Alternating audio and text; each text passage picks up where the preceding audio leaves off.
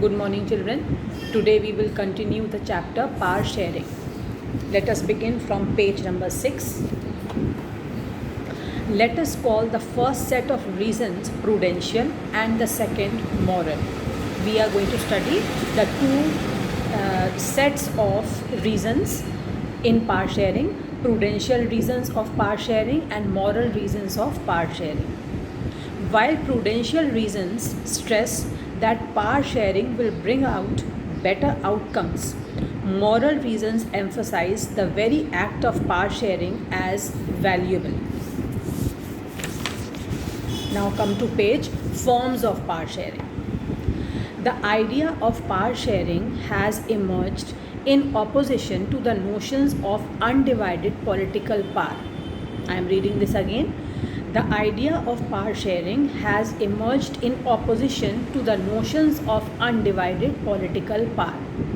For a long time, it was believed that all power of a government must reside in one person or group of persons located at one place. It was felt that if the power to decide is dispersed, that means it is distributed among people, it would not be possible to take quick decisions and to enforce them.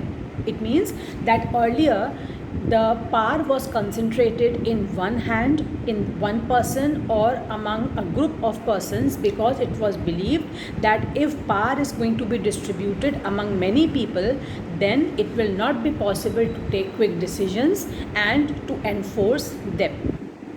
But these notions have changed with the emergence of democracy. One basic principle of democracy is that people are the source of all political power. With the emergence of democracy, it was the attitude of the people changed, the thinking of the people changed, and it was believed that power should be concentrated in the hands of the people. The citizens should be given political power. In a democracy, people rule themselves through institutions of self-government. In a good democratic government, due respect is given to diverse groups and views that exist in a society. That means everybody's views are respected. Everyone has a voice in the shaping of public policies. As I just said, everybody's views are respected and everyone is given a chance to express himself or herself to shape public policies. Therefore, it follows that in a democracy, political power should be distributed among as many citizens as possible. In modern democracies, power sharing arrangements can take many forms. Let us look at some of the most common arrangements that we have or will come across. Power is shared among different organs of the government. Now, children, whatever we will now study on this page and on the next page, every paragraph, every subheading is very important. Separate questions can be framed from these headings. So go through them very minutely and try to remember as many details as possible from these two pages. Power is shared among different organs of the government, such as the legislature, the executive, and judiciary. First of all, you must remember that there are three organs of the government: the legislature, the executive, and the judiciary. Let us call this horizontal distribution of power. Underline, it is very, very important for multiple choice question, for a short question, and for a long question. Horizontal distribution of power and vertical distribution of power. Often you are asked to write their differences. Sometimes a short question comes on what do you mean by horizontal distribution of power, or what do you mean by vertical distribution of power, or it can come in MCQ also. Let us call this horizontal distribution of power because it allows different organs of government placed at the same level to exercise different powers. Why it is called horizontal distribution of power? Because it allows different organs of the government to exercise different powers. The legislature has different powers, the executive has different powers, and the judiciary has totally different powers. So they have their own powers and they have the freedom to exercise them. So it is called as horizontal distribution of power. Such a separation ensures that none of the organs can exercise unlimited power. Now, this is an important aspect in a democracy. Although they have their own powers, but it does not mean that their powers are unlimited. Each organ checks the others. The legislature has the right to keep a check on executive. The executive can keep a check on legislature. The judiciary can keep a check on executive and legislature both. So all have the right to keep on checking that they don't misuse their power. Each organ checks the other. This results in the balance of power among various institutions. Their power is balanced. They don't misuse their power. They don't think that their power is unlimited. They exercise control within limits. Last year, we studied that in a democracy, even though ministers and government officials exercise power, they are responsible to parliament or state assemblies. Similarly, although judges are appointed by the executive, they can check the functioning of the executive or laws made by the legislatures, as I just told you. This arrangement is called a system of checks and balances. Again, a separate question is asked, what do you mean by checks and balances? Or what do you mean by the system of checks and balances? So you will have to write all this. That although the organs of the government, the legislature, the executive and the judiciary have their own powers, but their powers are not unlimited. They have the freedom to keep an eye, to keep a check on each other's powers and maintain a balance among themselves. So this is called as the system of checks and balances. Next, power can be shared among governments at different levels. Now this is another thing. We have studied the distribution of powers among different organs of the government. Now we will study the distribution of power among different levels of the government. A general government for the entire country and governments at provincial or regional level. For example, the government for the entire country, what it is called commonly, central government or union government. Governments who rule the state, what are they called in common language? State governments or regional governments. So the power is divided among the central government and among the state governments. And they are further divided in villages, they are further divided as local self-government. A general government for the entire country and governments at the provincial or regional level. Such a general government for the entire country is usually called federal government. In India, we refer to it as central or union government. So, there can be three terms which we can use for government of the entire country: federal government, union government or central government. They mean the same. In India, we refer to it as central or union government. The governments at the provincial or regional level are called by different names in different countries. In India, we call them state governments. This system is not followed in all countries. There are many countries where there are no provincial or state governments. But in those countries like ours, where there are different levels of government, the constitution clearly lays down the powers of different levels of government. That means the central government has its own powers, the state governments have their own powers, and at the village level, the local self-government have their own powers. This is why this is what they did in Belgium, but it was refused in Sri Lanka. This is called federal division of power. The system like we have in our country is called the federal division of power. The same principle can be extended to levels of government lower than the state government, such as the municipality and panchayat. So there are three levels: the central government, the state government, and further below the state government, municipality and panchayats.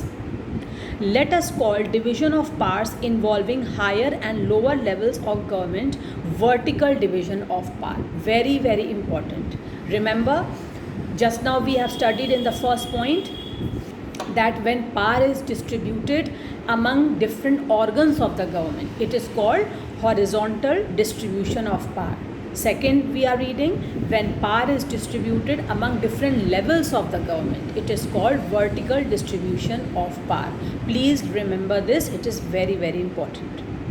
We shall study these at some length in the next chapter. Next point. Power may also be shared among different social groups. Now, this is another category. Power may also be shared among different social groups such as religious and linguistic groups. Linguistic means based on languages. Community government in Belgium is a good example of this arrangement. So, if you are asked, give an example of distribution of power among different social groups, you will write community government in Belgium. In some countries, there are constitutional and legal arrangements whereby socially weaker sections and women are represented in the legislatures and administration. Last year, we studied the system of reserved constituencies in assemblies and parliament of our country. This type of arrangement is meant to give space in the government and administration to diverse social groups who otherwise would feel alienated from the government. That means those people or those communities who have been kept alienated for a long time, those who are minority communities or belonging to scheduled castes and scheduled tribes earlier, who did not get any scope of participation of representing themselves in the parliament. Now there are reserved constituencies in the assembly. Some seats are reserved in the parliament for such communities who were earlier kept alienated. This method is used to give minority communities a fair share in power. So why the reservation for them is there in the parliament now? So that they should also get a chance to participate in the functioning of the government, in the smooth running of the country. In Unit 2, we shall look at various ways of accommodating social diversities. Next. Power sharing arrangements can also be seen in the way political parties, pressure groups, and movements control or influence those in power. Now, first of all, political parties, in India also we have so many political parties. Pressure groups. What are pressure groups? They are organizations that attempt to influence the government policies. Organized groups that does not put up candidates for election but seeks to influence government policy by putting pressure on them. They are organizations who attempt to influence government policies by putting pressure on them. So, power sharing arrangements can also be seen in the way political parties, pressure groups, and movements control or influence those in power. With the word movements, you can understand that many a times different movements begin in order to raise voices so that their demands can be fulfilled. So this is also another type of power sharing arrangement which we can see in political parties, in pressure groups, and in movements, the way they influence or control those people who are in power. In a democracy, The citizens must have freedom to choose among various contenders for power. In a democracy, citizens must have freedom to choose among various contenders for power. In India, all people who vote, they have the freedom to choose their representatives, to choose their contenders for power. In contemporary democracies, this takes the form of competition among different parties. In contemporary democracies, that means in present day democracies, this takes the form of competition among political parties. Obviously, when elections come, you must have seen that there is a strong competition among various political parties. Such competition ensures that power does not remain in one hand. Power in India is distributed, it does not remain in one hand. In the long run, power is shared among different political parties that represent different ideologies and social groups. Sometimes this kind of sharing can be direct when two or more parties form an alliance to contest elections. If their alliance is elected, they form a coalition government and thus share power. So what is a coalition government? When two or more political parties form an alliance to contest elections, it is called sorry, you can't say this, I'm rectifying my definition. When two or more political parties form an alliance to form the government, then it is called as coalition government. In a democracy, we find interest groups such as those of traders, businessmen, industrialists, farmers, and industrial workers.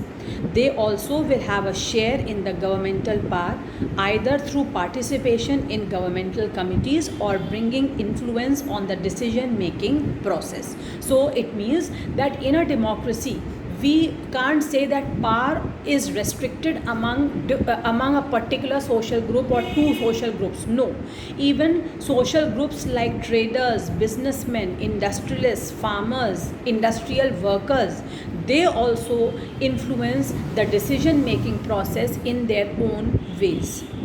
In Unit 3, we shall study the working of political parties, pressure groups, and social movements. So here your chapter comes to an end. So before I conclude today's class, let me remind you that all things written on these two pages, page 8 and 9, all things are very important, but still special emphasis, when you will prepare these two pages, special emphasis should be given to horizontal distribution of power, vertical distribution of power, system of checks and balances. Then when you come to community government, you must remember that community government in Belgium is a good example of power sharing among different social groups. Then the last point is also very important because it shows that in power sharing, different political parties, different pressure groups, movements, traders, industrialists, businessmen, everybody has a very, very important role to play. Please read everything once again. Each and every line, each and every minutest detail should be remembered by you, because you can't do selective study in a board class. Please don't do selective study. The more you will read, the more frequently you will read the chapter, automatically you will start remembering things. So please give the chapter a very careful reading. The chapter on the whole is very, very important. Thank you, children.